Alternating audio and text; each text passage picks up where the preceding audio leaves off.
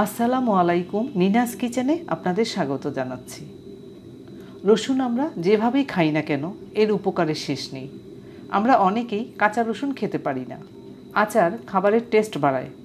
তাই আজ আমি সহজভাবে কিভাবে রসুনের আচার তৈরি করব দেখিয়ে দিচ্ছি আমি আপনাদের। রসুনের আচারের উপকরণও লাগবে অল্প। কারো খাবারের রুচি নেই, তখন আমরা বলি আচার নিয়ে নাও, ভালো লাগবে। সত্যিই তাই, আচার নিলে খাবারের টেস্ট বেড়ে যায় অনেক গুণ। সেটা যে কোনো আচারই হতে পারে। আজ তৈরি করব রসুনের আচার। আসুন আচার তৈরি শুরু করি। আচারের মাঝে মাঝে আপনারা টিপস পাবেন। টিপসগুলো যদি ফলো করেন তাহলে আর কোনো সমস্যাই হবে না। আমি আচার তৈরি করব কী ধরনের রসুন দিয়ে দেখে নিচ্ছি। নিয়েছি 1 কোষের রসুন। এই রসুনগুলো খোসা ছাড়িয়ে নিচ্ছি। দেখুন, সবগুলো রসুনেরই খোসা ছাড়িয়ে নিয়েছি এরই মধ্যে। এইবারে খোসা ছাড়ানো রসুনে পানি দিচ্ছি। এভাবে কষলিয়ে ভালো করে ধুয়ে নিতে হবে। যদি রসুনের কোনো খোসা লেগে থাকে তাহলে উঠে যাবে। ভিজিয়ে রাখতে হবে না, ধুয়ে নিলেই হবে। রসুন ধোয়া হয়েছে। এবার এই রকম একটি পাতলা কাপড় বিছিয়ে দিলাম ট্রেতে। এর মধ্যে ধোয়া রসুনগুলো ছড়িয়ে দিচ্ছি। ফ্যানের বাতাসে শুকিয়ে নেব।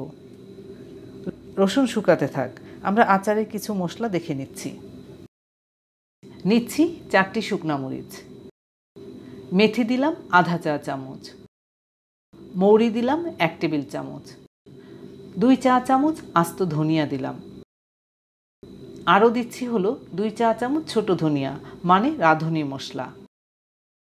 এই মশলাগুলো সিরকা দিয়ে বেটে নিচ্ছি। সাদা সরিষা নিয়েছি 1 টেবিল চামচ।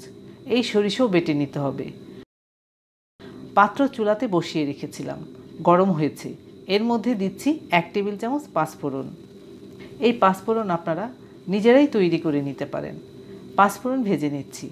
পাঁচফোড়ন থেকে সুন্দর ঘ্রাণ পাচ্ছি। আচার তৈরি করব সরিষার তেল দিয়ে। এখানে 1 কাপ সরিষার তেল আছে।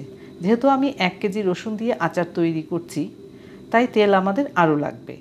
তেল গরম হচ্ছে, দিচ্ছি 1 চা চামচ লবণ। লবণ তেলের সাথে ভালো করে মিশিয়ে দিলাম।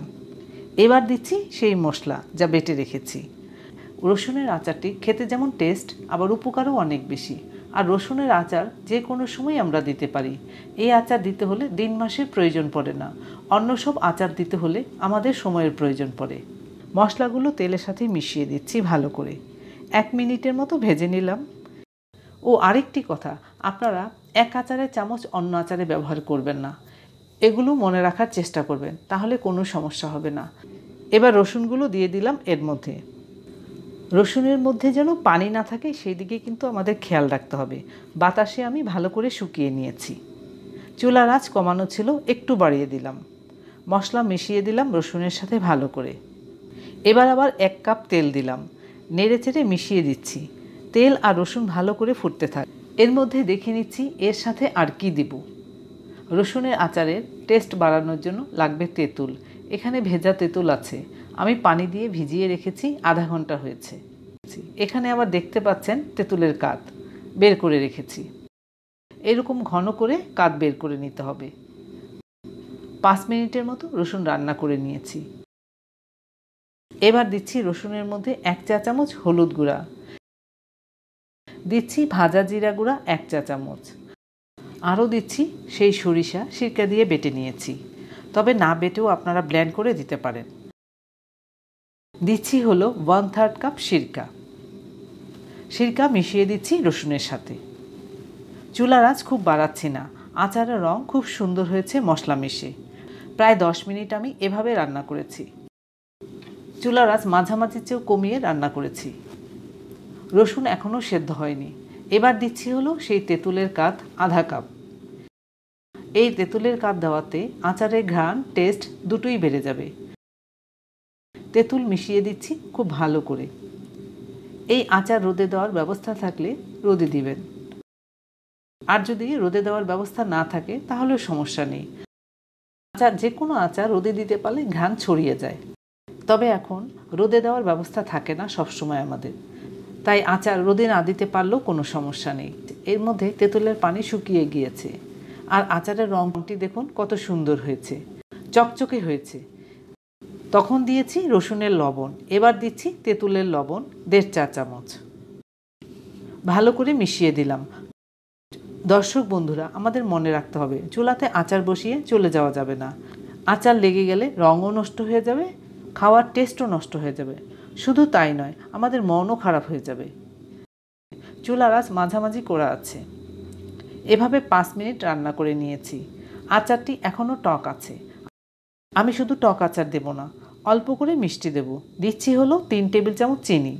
এই চিনি দেওয়াতে আচারের টেস্ট বেড়ে যাবে অনেক। তবে আপনারা যদি চান চিনির পরিমাণ বাড়িয়ে দিবেন, নিজস্ব টেস্ট অনুযায়ী চিনি দিবেন। এর মধ্যে রসুনও সিদ্ধ হয়েছে মনে হচ্ছে। আরেকটি কথা, তেলের আচার সবসময় তেলে ডোবানো থাকতে হবে, তাহলে আচার নষ্ট হবে না। যদি দেখেন আচারে তেল কমে গিয়েছে, তখন আবার সরিষার তেল গরম করে আবার ঠান্ডা করে আচারে দিবেন। এভাবে আচার রাখলে আচার বহুদিন ভালো থাকবে। দেখুন রসুন সেদ্ধ হয়ে গিয়েছে। রসুনের আচার অন্যভাবেও তৈরি করা যাবে। আমি ভবিষ্যতে তৈরি করে দেখাবো। আপনারা আমার টিপসগুলো ফলো করলে আচার কখনোই নষ্ট হবে না। আচার নষ্ট হলে তো মনও খারাপ হয়ে যায়। এভাবে তৈরি করলে আর নষ্ট হবে না, মনও খারাপ হবে না। রসুন সেদ্ধ হবে, গলে যাবে না। তাও আমরা একটু পরীক্ষা করে দেখি ঠিকঠাক সেদ্ধ হলো কিনা রসুন। আমাদের রসুনও সেদ্ধ হয়েছে, আচারের মশলাও ঘন হয়েছে। সব কিছুই ঠিকঠাক আছে। এবার নামিয়ে নিতে পারি। ধন্যবাদ সবাইকে আমার ভিডিওটি দেখার জন্য। আপনারা ভালো থাকবেন সবাই।